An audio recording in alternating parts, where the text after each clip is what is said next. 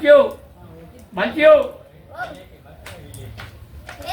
ඈ අම්මා මේ බලන්න ඉංග්‍රීසි පන්ති යනවා නේ ඉංග්‍රීසි ඉගෙන ගන්න. ඔව් බං මේ අපේ කන්තෝරුවෙන් කියලා තියෙනවනේ මේ ඉංග්‍රීසි ඉගෙන ගන්න කට්ටියට ප්‍රොමෝෂන් දෙනවලු. කොච්චර හොඳයිද බං? එම්පොද එහෙම කියන්නේ? අපිට බැරි වුණානේ ඒ කාලේ ඉගෙන ගන්න ඉංග්‍රීසි ටික. හරි. ඒක නෙමෙයි මේ මම ඔබේ ප්‍රශ්නයක් අහන්නද? මොකද? හැබැයි ඒක ඉංග්‍රීසි ප්‍රශ්නයක්. මොකක්ද ඉංග්‍රීසි ප්‍රශ්නේ? ඔබ කියපන් බලන්න. ඔව්. මට හොඳටම very සමා වෙන්න. සිම්පල් මැතමැටික් එකක් ඒක. මෙන්න මේමයි කියන්නේ. හරිද? මොකද කිව්වේ?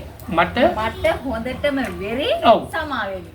I am very sorry. ඒ මට වෙරිද මම ඔක ඉංග්‍රීසි ටිකක් ඉගෙන ගන්න. පුළුවන්. මිනිහා ලස්සනට උගන්නයි. නැගපොක මම ගුවා ගන්න යන්න එතෙන්ට. අනේ අම්මපා. කොහොමද මගේ ඉංග්‍රීසි? වරෙන්කෝ